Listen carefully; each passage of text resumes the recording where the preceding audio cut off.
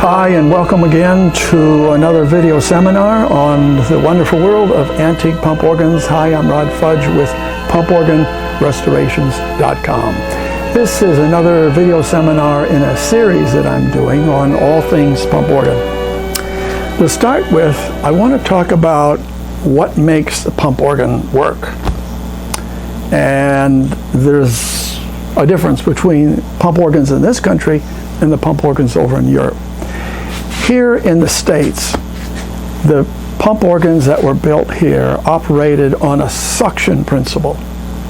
In another video, I hope to have some bellows systems here. We can demonstrate exactly how they work. So when you operate the pedals, what you're doing is you're sucking air out of a much larger bellow in the back, and that bellow collapses in. And it is from that large bellow that air is sucked through the reeds, and thus you have the sound. In Europe, totally opposite. It's a pressure system. Now, the pump organs built in Europe were called harmoniums. Here in the States, they're, of course, officially, they're called reed organs. That's what the industry called them because they operated on reeds and suction. The general public said, well, that's nice, but it's really a pump organ. That's what you have to do. So that's where the name pump organ came from. So for those that are interested, I've had some people ask, what is the difference between the European organs? And that's the difference, pressure, suction. So let's go to, this is a good one. Is my pump organ in tune or out of tune? Now, it wasn't until the turn of the century, 1900, just about when the pump organ industry was in a free fall.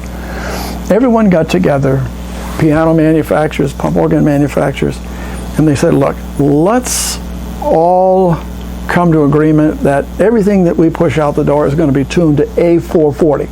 Now, that's the standard today, and it has been since the turn of the century, 1900. Well, prior to that, it was a free-for-all. You could have, say, 3 pump organ manufacturers in Boston, as an example. And one would tune their organs to 440. Another third of those companies would turn it to, say, 452, which was considered orchestral. And then you might have another one at 434. Now, there's really no big news about that, for the exception if you are going to have other people playing along with you, there's going to be a quick problem, and you're going to be the problem. Again, I would say 1 organ in 3 is tuned to 440. The others are not. Now the question's asked, can I have my pump organ retuned, reset, so it is 440? The answer is yes. Yes. Not necessarily the easiest job in the world, which brings me to another point. Let's talk about reeds for a second in these organs, talking about tuning. Typically, in a pump organ will have 61 keys, and you'll have 61 reeds in the front, 61 reeds in the back. Typically, 2 rows, 1 in the back. But there are some pump organs, quite a few of them, that will have 2 rows in the front, 2 rows in the back. When I say in the front, they're inside. You don't see them. And in some cases, you'll have 3 rows in the front and 3 rows in the back. Well, you're getting up to 400 reeds. That's a lot of reeds. Let's just for a second. I know it's not on the list there. A lot of times people will say, well, I've got a pump organ and I've got notes that won't play. In most cases, there's just a piece of dust that's jammed in there between the tongue and the frame of the brass reed. What you want to do is get in there with a pair of pliers or bent hook, dry cleaning, what do we call those? Right, that's right. And pull that reed out, blow it off, put it back in, 9 times out of 10, that thing's going to work just fine. Now, on the other hand, if you're playing, as soon as you play, you haven't pulled out any stops yet, and that's another thing. Let me pause there. In order for the pump organ to make any sound, while you're pumping, you have to have some of the stops pulled out. The ones other than bass treble and bass coupler, treble coupler, and the Voxel mono. Those 3 don't make noise. But all the others, if you pull them out, they'll make sound for you. So if you're pumping and there's no sound, be sure you've got a couple of those things pulled out. Okay. Now, some people will email and they'll say, you know, I pump up the organ before I do anything. The thing is, you know, I pull out a couple stops and I'm not touching the keys. And I hear one of the notes or a couple of them that are sounding. Why is that? I'm not pushing the keys. In most cases, what you have is a valve, wooden valve about so long, about ½ an inch wide, has some felt and leather on it, and that sits underneath the rows of reeds. And so when you push down on a key, there's a little like a lollipop stick called a pitman, I want to get technical. It goes down and pushes against that and opens up that valve and allows the suction to come up through the reed, and you have your sound. But what will happen is, on occasion, those valves slide up and down on 2 guide pins, not that tall. And if you hit the key too hard, in some cases, it'll jump up and get hung up on that guide pin. And that's not good, because that means you've got to really take everything apart to get down in there, to get underneath to those valve chambers. It's not a good deal.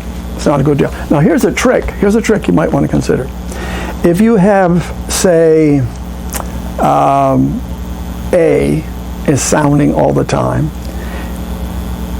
what you want to do is, you got A sharp and G sharp right next to it. Push down those left and right keys pretty firm and see if that sometimes will pop that hanging valve. That's, well, as we said, like A as an example. It will drop it, it'll allow it to drop back down. Will it happen all the time? No, but it's a trick that works quite often. But again, in most cases, that's not good if you have reeds that are sounding and you're not pushing the keyboard. Okay, let's go to, oh, I don't have that. I can't read about that. Oh, well, I'll take a shot at it. Just a short warning about people. If you're interested in buying a pump organ, if you go to eBay, and that's where they're going to be, you do a search for pump organ, reed organ, that's where you're going to find them, 75 to 100 of them at any one time. Just don't fall for a lot of the puffery that you'll hear from the descriptions. Rare, one of a kind, and just on and on and on, these just voluminous statements about them. None of it's true. They're not rare. They're not unusual. They're just a $100 organ. So don't get pulled into that.